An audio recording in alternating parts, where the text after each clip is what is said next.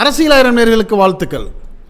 இப்போ நம்ம பேச போகிறது முக்கியமான அரசியல் செய்தி.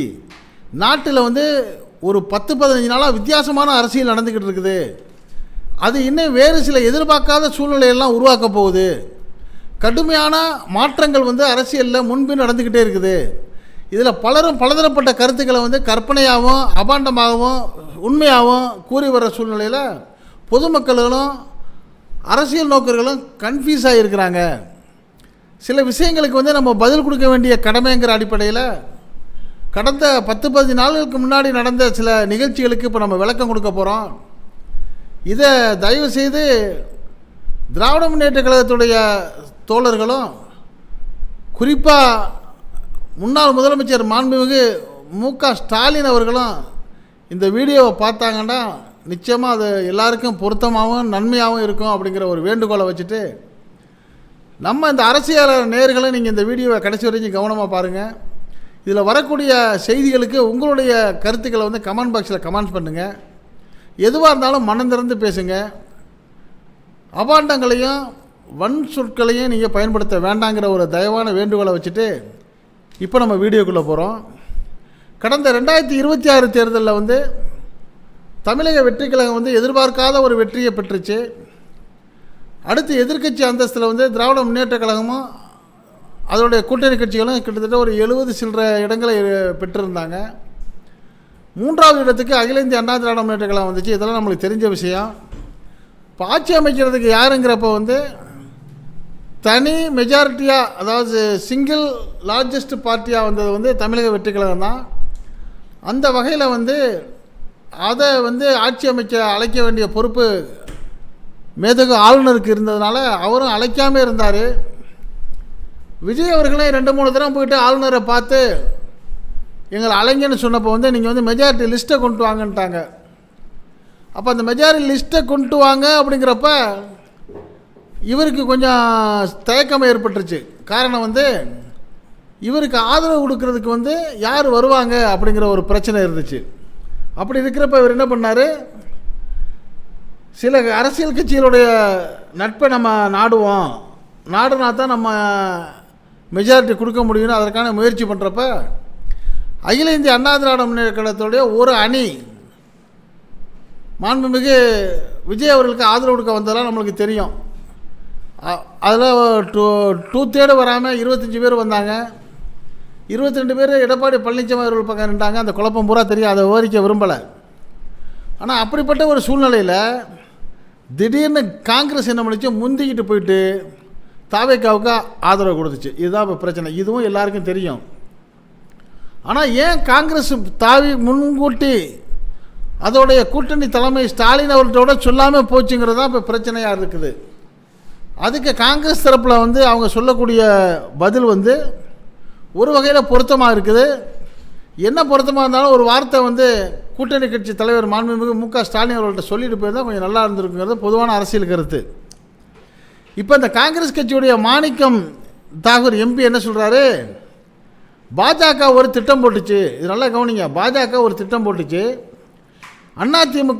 திமுகவும் கூட்டணியாக ஆட்சி அமைக்கணும் அப்படிங்கிற ஒரு திட்டத்தை பாஜக போட்டுச்சு. பாருங்கள், எவ்வளோ பெரிய முரண்பாடான ஒரு கூட்டணி உருவாக இருந்திருக்கு. அதை யார் உருவாக்க இருந்திருக்காங்க, பாஜக. அப்போ பாஜக திட்டப்படி திமுகவும் கூட்டணி வச்சு ஆட்சி அமைக்கிறது.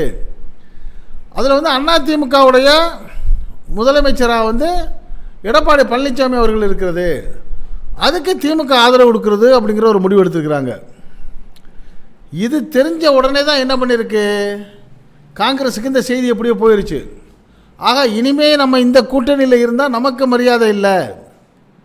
பாஜக தயவான அதிமுக இருக்கக்கூடிய கூட்டணியில் போயிட்டு நம்ம இருந்தோம்னா சரி வராது, நம்ம கலட்டிக்குவோம் நினச்சிக்கிட்டு என்ன பண்ணியிருக்கு, அவசரப்பட்டு இல்லை, ஒரு சரியான முடிவெடுத்து தான் காங்கிரஸ் திமுக கூட்டணியிலேருந்து வெளியேறி தாவேக்காவிட்ட போய் ஆதரவு கொடுத்துருக்கு. இதுதான் நடந்த விஷயம். இப்போ அந்த மாணிக்க தாகூர் என்ன சொல்கிறாரு, நாங்கள் திமுக கூட்டணி விட்டு விலகினதுனால அந்த இந்தியா கூட்டணின்னு இருந்துச்சுன்னா அதுக்கு எந்த பாதிப்பும் இல்லை. இந்தியா கூட்டணியில் தான் தாவேக்காவையே நாங்கள் இணைத்துக்கொள்கிறோம். அதனால் வந்து இன்னும் பலம் பெருமை ஒழியோ பலம் குறைய வாய்ப்பில்லை.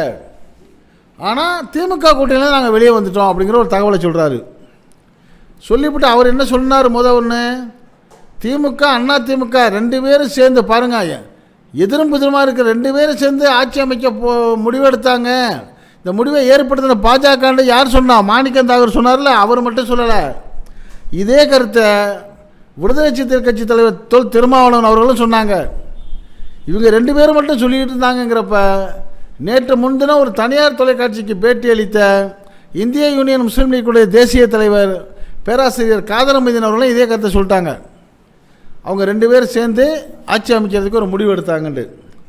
இப்போ இவங்க எடுத்த முடிவு சரியான முடிவா? கொஞ்சம் கூட கொள்கை இல்லாத முடிவு. எப்படியாவது ஆட்சி அதிகாரத்தை கைப்பிடிச்சா போதுங்கிற ஒரு நிலைக்கு வந்து தான் இவங்க எடுத்தாங்க. இந்த சூழ்நிலையில் தான் காங்கிரஸ் வந்து தாவேகாவுக்கு ஆதரவு கொடுக்க போன உடனே அதே நிலையில் தான் சிபிஐ சிபிஎம் விடுதலை சிறுத்தைகள் இந்திய யூனியன் முஸ்லீம் லீக் எல்லாருமே போய்ட்டு என்ன பண்ணுறாங்க? நம்மளும் ஆதரவு கொடுத்துருவோம். நம்ம ஆதரவு கொடுக்கலன்னா இந்த போட்ட மாதிரி இவங்க என்ன பண்ணுவாங்க? திமுக அண்ணா திமுக கூட்டணி சேர்ந்து ஆட்சியை பிடிப்பாங்க. அதில் நமக்கு உடன்பாடு இல்லைங்கிற முடிவு வந்துக்கிட்டு ஒரு மரியாதைக்காக போய்ட்டு ஸ்டாலின்கிட்ட போய் சொல்கிறாங்க. ஸ்டாலின் அவர்கள்ட்ட நாங்கள் வந்து அவங்களுக்கு ஆதரவு கொடுக்க போகிறோம். நாங்கள் ஆதரவு கொடுக்கலன்னா ஜனாதிபதி ஆட்சி வந்துடும். ஜனாதிபதி ஆட்சி வந்துட்டால் அது பாஜக ஆட்சியாக வரும். அதனால் நாங்கள் ஆதரவு கொடுக்க போகிறோங்கிறாரு. அப்போ மாண்புமிகு ஸ்டாலின் அவர்கள் என்ன பண்ணுறாங்க? மனசுக்குள்ளே விருப்பம் இருக்கோ இல்லையோ அது உங்கள் இஷ்டம், போய் கொடுங்க, அதனால் தப்பு இல்லை, எப்படியோ வந்து ஜனாதிபதி ஆட்சி வராமல் இருக்கிறது நல்லதுன்னு சொல்லி அனுப்பிச்சி வச்சுட்டாரு. இப்போ ஆதரவு கொடுத்துட்டாங்க. ஆதரவு கொடுத்த பிறகு தாவேக்கா என்ன ஒரு முடிவு எடுக்குதுன்னா, வெறும் ஆதரவை மட்டும் நம்ம வாங்கி வச்சுக்கிட்டோம்னா எந்த நேரமும் கழட்டிக்கிட்டுருவாங்க. இவங்களாம் மந்திரி சபையில் இணைச்சிக்கிறணும். அப்போ தான் வந்து நம்மளோட கட்டி போட்ட மாதிரி இருக்கும்னு நினச்சிக்கிட்டு ரொம்ப வற்புறுத்தி என்ன பண்ணுறாங்க? ஏற்கனவே காங்கிரஸுக்கு 2 மந்திரி தரதாக சொல்லிட்டாங்க. விசிகாவை சமாதானம் பண்ண வச்சு அவங்களுக்கு ஒரு மந்திரி தரேன்ட்டாங்க. விசிகாவுடைய நெடுங்கால கனவு என்ன? ஆட்சியிலையும் அதிகாரத்திலையும் பங்குங்கிறது தானே. 1999 மாண்புமிகு மூப்பனார் அவர்களோடு நடந்த கூட்டத்தில் வந்து திருமாவளவன் வந்து இந்த கோரிக்கையை வச்சார். அப்படி அவருடைய 27-28 வருஷ கனவு இப்போ நினைவாகிற மாதிரி இருக்கிறதுனால அந்த கட்சியில் உள்ளவங்கெல்லாம் எல்லாம் சொல்லிட்டாங்க, நீங்கள் மந்திரி சபையை வாங்கங்கிறாங்க. விசிகா ஒத்துக்கிறது. அப்போ முஸ்லீம் லீக் என்ன பண்ணுது? இப்போ நம்ம என்னடா பண்ணுறோன்னு குழம்பி போயிட்டு நம்ம இதில் சேர்றதா வேணாமான்னு இருக்கிறப்ப அவங்க இந்த முஸ்லீம் லீக் வந்து ஒரு அகில இந்திய கட்சி, தேசிய கட்சிங்கிறதுனால தேசிய கட்சியுடைய தலைமை கேரளாவிலேருந்து சாதிக் அலி ஷிகாப் தங்கள்ங்கிறவங்க, அவங்க வந்து முகமது நபி அவர்களுடைய 38வது வாரிசுன்னு சொல்லப்படுது. அவருக்கு தான் அதோடைய சுப்பீரியர் லீடர். அந்த பிஎஸ்சி லீடர் அவர் ஃபோன் பண்ணி சொல்கிறார், அவர் உத்தரவு சொல்கிறாரு, நீங்கள் வந்து தாவேக்காவுடைய அமைச்சரவையில் சேருங்கிறாங்க. இவங்க அதையும் ஏற்றுக்கிட்டு தமிழ்நாட்டில் உள்ள அந்த உயர்மட்ட குழு மாநில குழு கூட்டத்தையும் கூட்டி எல்லாருடைய கருத்தை கேட்குறப்ப எல்லாரும் என்ன சொல்கிறாங்க? சேரணும்னு சொல்கிறாங்க. அதே மாதிரி தமிழ்நாடு முழுக்க இருக்கிற எல்லா மாவட்டங்களில் இருந்தும் மாவட்ட தலைவர்கள்லாம் என்ன பண்ணுறாங்க? மாவட்ட தலைவர்கள் மாநில பொதுக்குழு சேருங்கிறாங்க. வேறு வழி இல்லாமல் கவர்னர் ஆட்சி வந்துவிடக்கூடாது, பாஜகவுடைய ஆட்சி வந்துவிடக்கூடாதுங்கிற நல்ல எண்ணத்தில், அதே சமயம் வந்து இந்த தமிழக வெற்றிக்கழகம் ஆட்சி அமைக்க முடியாமல் கவிழ்ந்துடக்கூடாது, உடனடியாக இன்னொரு தேர்தலும் வரக்கூடாதுங்கிற நல்ல எண்ணத்தில் தான் முஸ்லீம் லீக் என்ன பண்ணுது? மந்திரி சபையில் சேர்றதுக்கு ஒப்புதல் கொடுத்து சேர்ந்த உடனேயே பூகம்பம் கிளம்பிருச்சு. அந்த பூகம்பத்துக்கு பதில் சொல்கிறதுக்கு தான் இப்போ இந்த காணொலிக்கே நம்ம வந்திருக்கிறோம். அந்த பூகம்பத்தில் வந்து நல்லபடியாக நல்ல 4 வார்த்தை 4 பேர் பேசினா பரவாயில்ல. இஸ்லாமிய போர்வையில் இருந்துக்கிட்டு கொஞ்சம் கூட தனி மனித ஒழுக்கம் இல்லாமல் சில பாலின சீண்டல்லாம் புகாராக பேசப்பட்ட ஒருத்தர் ஒரு இயக்கத்துக்கு தலைவர்னு சொல்லிக்கிட்டு அவர் முஸ்லீம் லீக்கை விமர்சனம் பண்ணி பேசுகிறாரு. அவர் கொஞ்சம் கூட அந்த தகுதி இருக்கான்னு அவரை நினச்சி பார்த்துக்கணும். இன்னும் பாருங்கள், பாஜகவுடைய ஊதுகுழலாக இருக்கிறது மட்டும் இல்லாமல் நேரடியாகவே ஆர்எஸ்எஸ்க்கும் பாஜகவுக்கும் சப்போர்ட்டராக செயல்படக்கூடிய ஒரு சில ஆளுங்க தொப்பி மட்டும் வச்சுக்கிட்டு பேசிக்கிட்டு திரிகிற ஒருத்தர் 2 ஆளுகளும் என்ன பண்ணுறாங்க? இப்போ முஸ்லீம் லீக்கை விமர்சனம் பண்ணுறாங்க. அப்போ இந்த முஸ்லீம் லீக்கு என்ன பண்ணுது, சமுதாயத்துக்கு என்ன நல்லது செய்யுது, அது என்னென்னலாம் செஞ்சுருக்குங்கிற எதையுமே தெரியாத திமுகவில் உள்ள திமுகவுடைய பற்றாளர்கள், தீவிர பற்றாளர்களாக இருப்பாங்கள்ல, முஸ்லீம் பெயர் உள்ளவங்க, அவங்க வந்து அந்த திமுக முஸ்லீம் லீக்கை பற்றி எதுவுமே தெரிஞ்சிக்காம சில தொப்பி போட்ட பாய்மார்களும் சில பாபிமார்களும் என்ன பண்ணுறாங்க, தாக்க ஆரம்பிச்சிட்டாங்க முஸ்லீம் லீக்கை. விமர்சனம் பண்ணி பேசுங்க, தப்பு இல்லை. அதற்காக அபாண்டம் பேசினாலோ அவதூறு பேசினாலோ பதில் கொடுக்காமல் இருக்க மாட்டாங்க. கண்ணியத்திற்குரிய முஸ்லீம் லீக் தலைவர்கள்லாம் ரொம்ப கண்ணியம் காத்து பேசுவாங்க. அதனால் இவங்க கொடுக்குற மாதிரி மட்டமான வகையில் அவங்க பதில் கொடுக்காம ரொம்ப கண்ணியமாக பதில் கொடுத்துக்கிட்டு இருக்காங்க. அப்படி கொடுக்குற பதில் வந்து மிக சரியான பதிலாக இருந்தாலும் இன்னும் கொஞ்சம் விளக்கமாக நம்ம போன்ற இந்த ஊடகவியலாளர்கள்லாம் கொஞ்சம் சொன்னால் நல்லாயிருக்கும் அப்படிங்கிறதுக்காக தான் இந்த காணொலிக்கு வந்திருக்கிறோம். 1967 திராவிட முன்னேற்ற கழகத்தோட கூட்டணி வச்சு இந்திய யூனியன் முஸ்லீம் லீக்கு தேர்தலை சந்திக்கிறப்ப ஆட்சியை பிடிக்கிறாங்க. அந்த தேர்தலை சந்திக்கிறதுக்கு முன்னாடி இவங்க எடுத்துக்கிட்ட நிலைப்பாடு என்னென்னா கூட்டணி மந்திரி சபைங்கிறது. ஆனால் என்ன ரிசல்ட் வருது, திமுக வந்து தனி மெஜாரிட்டியாக வந்த பிறகு திமுகவுக்கு கூட்டணி மந்திரி சபையை கொடுக்க விருப்பம் இல்லை. அதனால் கண்ணியமிகு காகிதம் எழுத்தவர்கள் எதிர்பார்த்த அந்த கூட்டணி கிடைக்கல. அதுக்காக காகிதம் எழுத்தவர்கள் வந்து கூட்டணியை உடைக்கலை. சரி, திமுக ஆளட்டுன்னு சொல்லிட்டு விட்டுட்டாங்க. அன்றைக்கி எடுத்த அதே நிலையத்தான் 2026 தேர்தல் வரைக்கும் திமுக எடுத்துக்கிட்டு வந்துச்சு, கூட்டணிக்கு யாரையும் சேர்க்கறது இல்லைன்னு. முஸ்லீம் லீக்கும் ஆட்சி அதிகாரத்தில் மட்டும் பங்குங்கிறதுக்கு இல்லை பெரிய விருப்பம் கொள்ளலை. எப்படியோ சமுதாயத்துக்கும் தமிழ்நாட்டு மக்களுக்கும் நல்லது நடந்தால் சரி. அதே சமயம் பாஜக போன்ற பாசிச சக்திகள், ஆர்எஸ்எஸ் உடைய பாசிச சக்திகள் தமிழ்நாட்டுக்குள்ளே நுழையாமல் இருக்கணும்னா அதுக்கு திமுகவுக்கு வேறு வழி இல்லாமல் நம்ம ஆதரவு கொடுத்தான் ஆகணும்னு சொல்லி பலவிதமான கட்டங்களையும் பொறுத்து கொண்டு அவங்க என்ன பண்ணாங்க, அவங்க ஆதரவு கொடுத்துக்கிட்டே வந்தாங்க. இந்த சூழ்நிலை தான் இப்போ சமீபத்தில் 2026 அதே பாணியில் தான் என்ன பண்ணாங்க, ஆதரவு கொடுத்தாங்க. முஸ்லீம் லீக்கு கொடுத்த சீட்டு 2 சீட்டு தான். அதுலேயும் 2லையும் செரிச்சிட்டாங்க. ஜெயித்த பிறகு என்ன பண்ணுறாங்க, என்ன பண்ணுறது, நம்ம தாவேக்கா விழுக போவதை சொன்ன மாதிரி ஆதரவு கொடுக்கலாங்கிறப்ப அவங்களுக்கு இந்த செய்தி கிடைக்கிது. எந்த செய்தி, திமுகவும் அதிமுகவும் கூட்டுக்கூடி எடப்பாடி பழனிசாமியை முதலமைச்சராக வச்சு ஆட்சி நடத்த போகிறாங்க அப்படின்ட்டு நடத்த போகிறாங்க. இதை வந்து பாஜக வழிநடத்த போகுதுன்னு செய்தி கேட்ட உடனே எப்போவுமே பாஜகவுக்கு எதிராக நிற்கக்கூடிய ஒரே அணி முஸ்லீம் லீக் மட்டும்தான். அடுத்ததாக விடுதலை சிறுத்தைகளில் சொல்லலாம். அப்போ அவங்க என்ன சொல்கிறாங்க, ஆஹா இவங்க கை கோத்தாலும் கை கோத்துருவாங்க, நம்மளும் ஆதரவு கொடுப்போன்னு அப்போ தான் முடிவெடுத்து போய் ஆதரவு கொடுக்குறாங்க.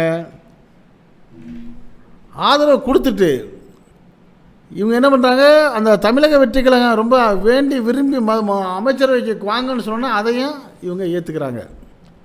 ஆனால் இப்போ சமீபமாக ஒரு பேச்சு நடந்துக்கிட்டு வர்றதா ஒரு செய்தி வருது. அது உண்மையாக பொய்யா வதந்தியான்னு தெரியலை. திமுக வந்து பாஜகவோட பேசிக்கிட்டு இருக்காங்க கூட்டணிக்கு.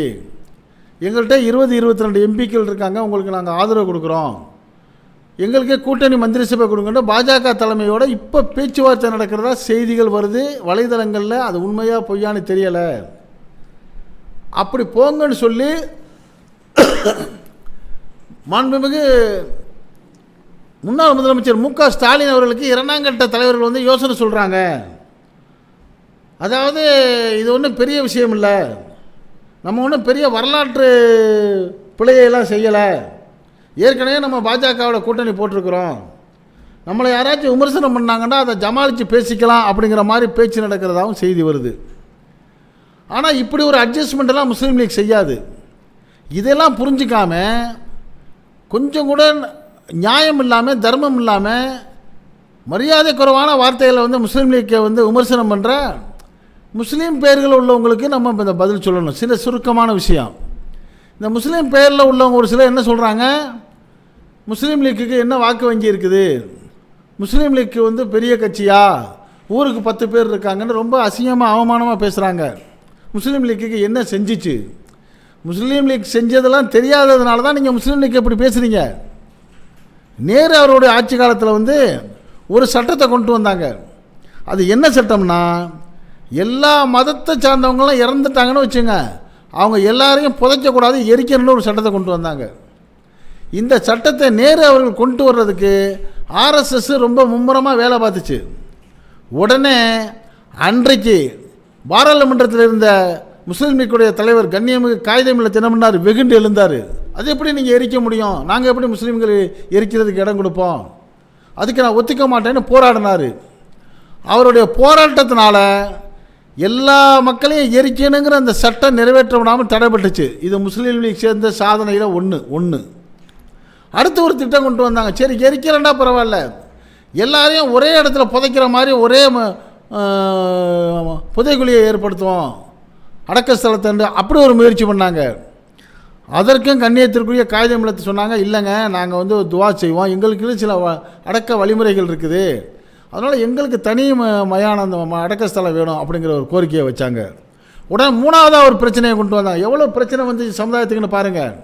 அந்த மூணாவது பிரச்சனை என்ன சொன்னாங்க, அப்படியா உங்களுக்கு தனியாக வேணுமா, இப்போ ஊர்லேருந்து ஒரு 10-15 கிலோமீட்டர் தூரத்தில் தனியாக ஒரு ஏக்கர் 2 ஏக்கர் தர்றான், அதில் வச்சுக்கங்கன்னாங்க.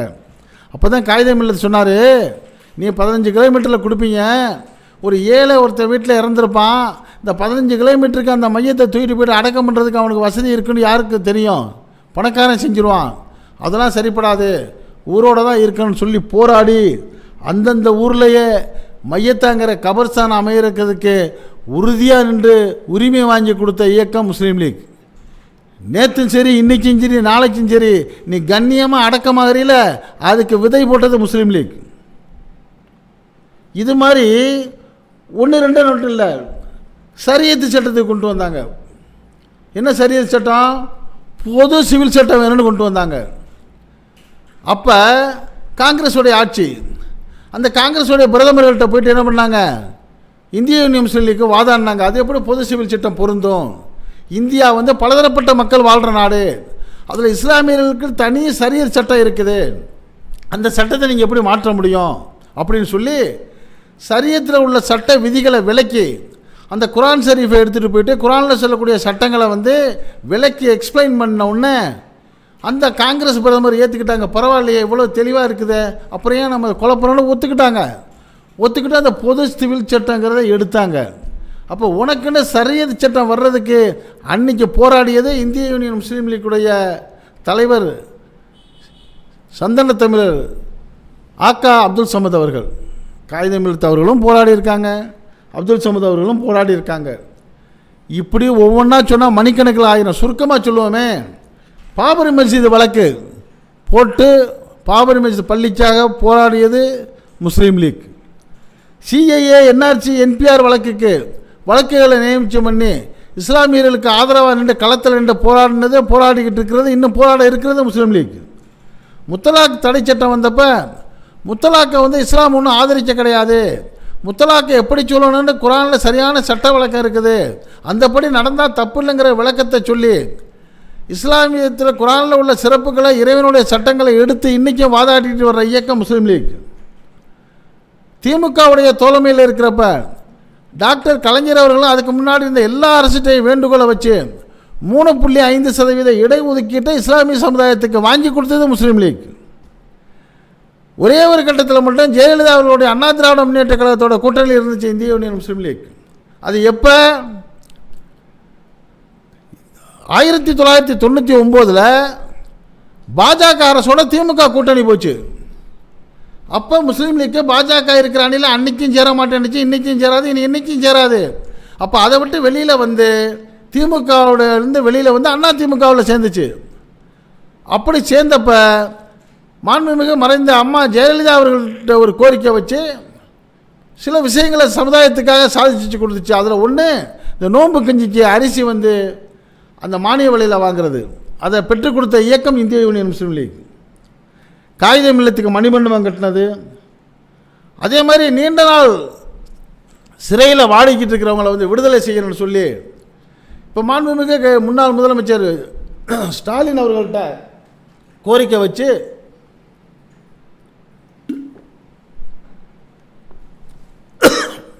அதுக்கு பொருத்தமானவர்களை ஒரு சிலரை வெளிக்கொண்டு வந்தோம். இன்னும் மீதி உள்ளவங்களெல்லாம் நீங்கள் வெளியில் கொண்டு வாங்க, அவங்க தப்பு செய்ய மாட்டாங்க, அப்படி வர்றவங்களுக்கு நான் பொறுப்புண்டு போராடிய தலைவர் கண்ணியமிகு முனீரில் மில்லத் பேராசிரியர் காதர் மீதீன். இப்படி எதுவாக இருந்தாலும்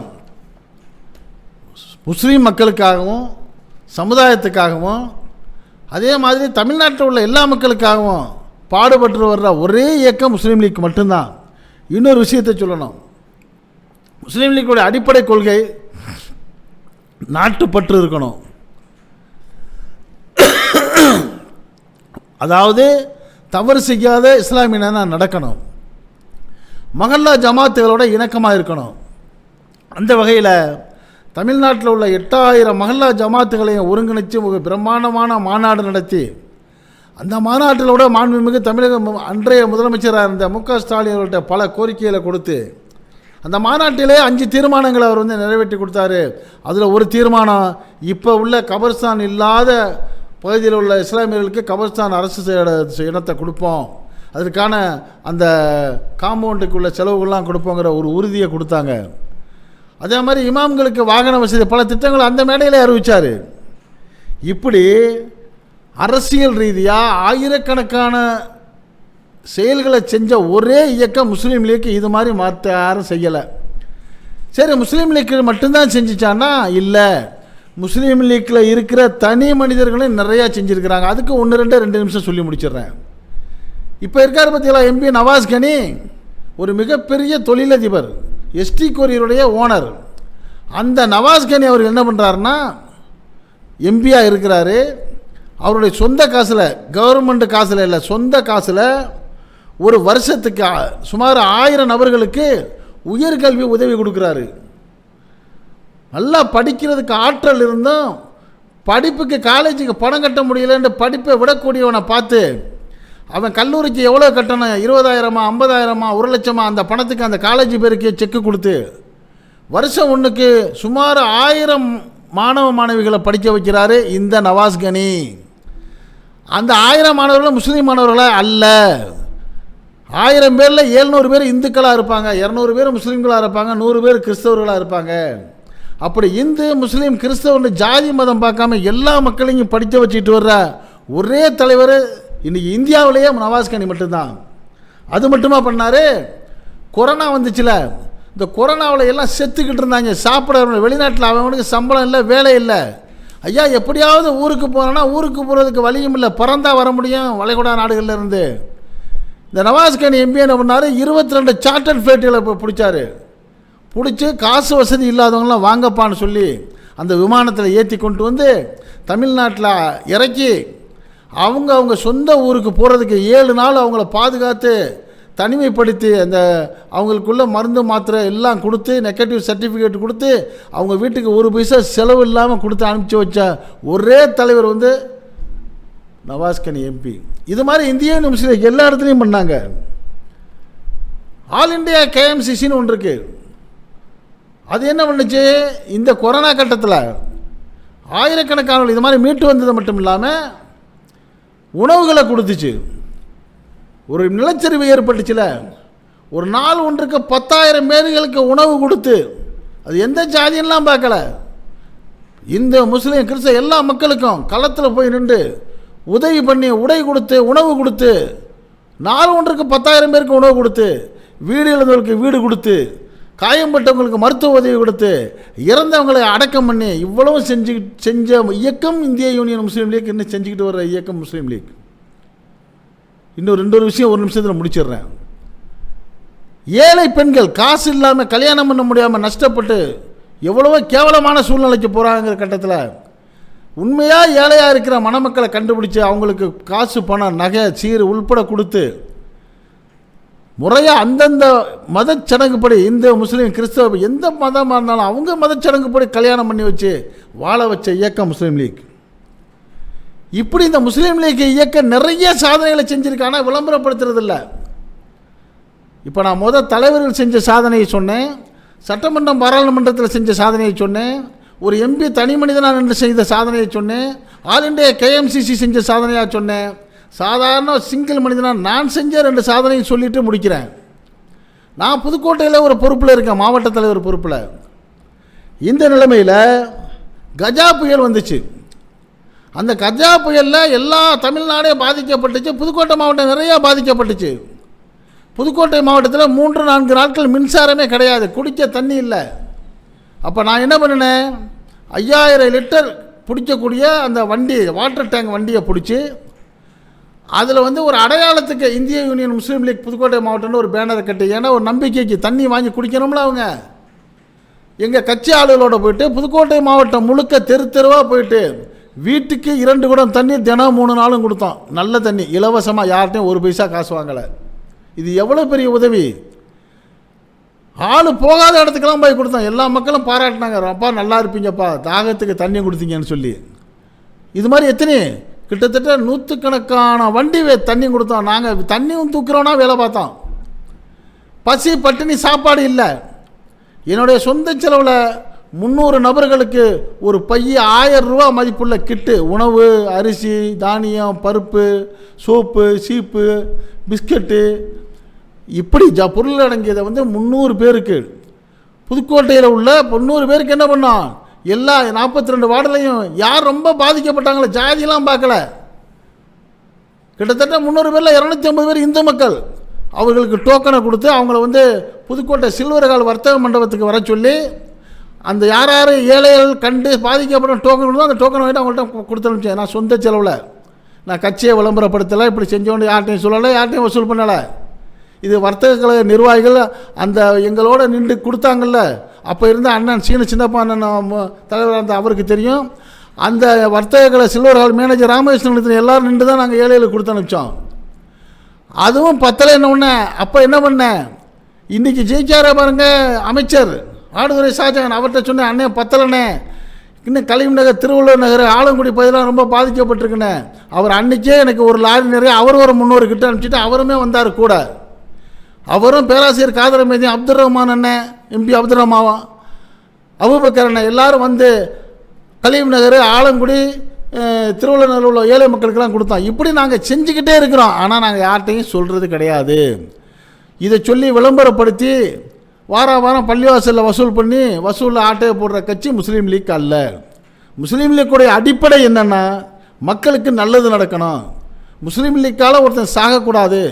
முஸ்லீம் லீக்கால் 10 பேர் பிழைக்க வைக்கலாம், ஒருத்தனை கூட சாக விடக்கூடாது. முஸ்லீம் லீக்கால் சிறையில் இருக்கிறவனை வெளியில் கொண்டு வரலாம், அவன் பொண்டாட்டி பிள்ளைய விட்டு செயலில் வாடி செத்து போடாங்கிற நிலைமைக்கு விடக்கூடாது. முஸ்லீம் லீக்கால் ஒருத்தனுக்கு தொழில் வச்சு கொடுக்கலாம், முஸ்லீம் லீக்கால் தொழிலை விட்டுட்டு நாசமாக போயிட்டாங்கிற செய்தி வரக்கூடாது. முஸ்லீம் லீக்கினால் ஒருத்தன் சமுதாயத்தை மேம்படுத்தலாம், முஸ்லீம் லீக்கால் பெண்களை ரோட்டில் நின்று போராட்டம் வச்சு அசிங்கப்படுத்திடக்கூடாதுன்னு சொல்லி கண்ணியமான அரசியல் நடத்துகிற ஒரே இயக்கம் உலகத்தில் இந்தியாவில் இந்திய யூனியன் முஸ்லீம் லீக் மட்டும்தாங்கிறத தயவு செய்து மாற்று சமுதாய மக்கள் தெரிஞ்சு வச்சுருக்கிறாங்க. இஸ்லாமியர்களாக இருந்துக்கிட்டு முஸ்லீம் லீக் என்ன செஞ்சதுன்னு கேட்குறீங்கல்ல, உங்களுக்கு பதில் சொல்லத்தான் நம்ம இந்த பதிவை போடுறோம். அதனால் பேசக்கூடியதை தயவுசெய்து நியாயமாக பேசுங்க. நீதியற்று பேசினோம்னா நம்ம நாதியற்று போயிடுவோங்கிற ஒரு தகவலை சொல்லிவிட்டு, இதை வந்து இன்றைக்கி நம்ம வந்து திமுகவிலேருந்து சண்டை போட்டுக்கிட்டா வந்துட்டோம். பாஜக அரசு வரக்கூடாதுங்கிறதுக்காக தாவேகாவுக்கு ஆதரவு கொடுத்துருக்கோம். தாவேகாவை நம்மளை மதித்து கூப்பிட்டு மந்திரி சபையில் இடம் கொடுத்துருக்காங்க. அதனால் நல்ல விஷயங்கள் நடக்கத்தானே செய்யும்.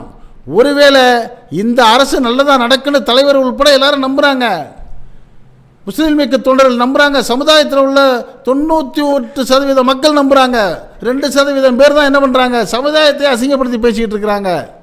ஒருவேளை இந்த தமிழக வெற்றிக்கழகம் இஸ்லாமிய சமுதாயத்துக்கான துரோகமான செயல்களை அல்லது தமிழக மக்களுக்கான துரோகமான செயல்களை ஈடுபட்டால் முஸ்லீம் லீக் அதுக்கு இடம் கொடுக்காது, நிச்சயமாக அதை விட்டு வெளியே வந்துடுமே, அதை தலைவர் சொல்லிட்டாரு. அதனால் எங்களுக்கு அரசியல் வந்து ஆதாயத்துக்கான அரசியல் இல்லை, மக்களுக்கான வாழ்வாதாரத்துக்கான அரசியல் செய்யக்கூடிய ஒரே இயக்கம் இந்திய யூனியன் முஸ்லீம் லீக் மட்டும்தான். அதனால் இதை இப்போ தோளை மேலே இருக்குங்கிறதுக்காக தூக்கி வச்சு நீங்கள் ஆடவும் தேவையில்லை, உங்களை விட்டு விளையிருச்சுங்கிறதுக்காக வாயில் வந்ததை பேசி நீங்கள் சீண்டவும் தேவையில்லைங்கிற ஒரு தயவான வேண்டுகோளை வைக்கிறதுக்கு தான் இந்த காணொலிக்கு நான் வந்திருக்கிறேன். இதை தயவு செய்து மறுபடியும் சொல்கிறேன், திராவிட முன்னேற்ற கழகத்துக்காக நம்ம நிறையா உழைச்சிருக்கிறோம், அதனுடைய வெற்றிக்காக கடுமையாக பாடுபட்டிருக்கிறோம். யார்கிட்ட தோழமையில் இருக்கிறோ அவர்களுக்கு நிச்சயமாக நம்ம உறுதியாக இருப்போம். இப்போ உறுதுணையாக வந்து இந்த அரசுக்கு நிற்கிறோம், அந்த அரசு நல்லா செயல்படணும்னு சொல்லி, அதுவும் சமுதாய மக்களுக்காகவும் தமிழக மக்களுக்குமாகத்தான். இதற்கு நீங்கள்லாம் ஒத்துழைப்பு செய்யுங்க. நாளைக்கு நல்லது நடக்கட்டுங்கிற ஒரு வேண்டுகோளுக்காகத்தான் திமுக உள்ள நண்பர்களாக இதை பாருங்கன்னு சொல்கிறோம். குறிப்பாக மாண்புமிகு முன்னாள் முதலமைச்சர் மு.க. ஸ்டாலின் அவர்களும் திமுகவுடைய எதிர்கால நம்பிக்கை இளவல் உதயநிதி ஸ்டாலின் அவர்களும் இதை பார்த்தாங்கன்னா மிக்க சந்தோஷமாக இருக்கும். அதே போல் இந்த திமுக அந்த முஸ்லீம் லீக்குடைய சாதனைகளை தெரிந்து கொள்வதற்கு இப்போ இருக்கக்கூடிய மாண்புமிகு தமிழக வெற்றி கழகத்துடைய தலைவரும் முதலமைச்சருமாக இருக்கக்கூடிய ஜோசப் விஜய் அவர்களும் பார்த்தா இன்னும் சந்தோஷப்படுவேன். நல்லது நடக்கிறதுக்கு நம்ம எல்லாம் ஒன்று கூடி நிற்போம், நல்லதே பேசுவோம், நீதியற்று பேசி நாதியற்று போக வேண்டாங்கிற வேண்டுகோளை வச்சு விடைபெறுறேன். இது உங்கள் நண்பர்களுக்கும் உறவுகளுக்கும் ஷேர் பண்ணுங்கள். இதே போன்ற சிறப்பான செய்திகளை கருத்துக்களை நீங்களும் கமெண்ட் செக்ஷனில் பதிவு பண்ணுங்கள். இதே போன்ற செய்திகள் உங்களுக்கு உடனுக்குடன் வந்து சேர நம்ம அரசியலாயிரம் சேனலுக்கு இதுவரை சப்ஸ்கிரைப் பண்ணாதவங்க சப்ஸ்கிரைப் பண்ணுங்கள். மறக்காமல் பக்கத்தில் இருக்க பெல் ஐக்கானை கிளிக் பண்ணுங்கள். என்றும் இணைந்திருப்போம். உங்கள் அன்பன் அஷ்ரஃப் அலி. நன்றி, வாழ்த்துக்கள்.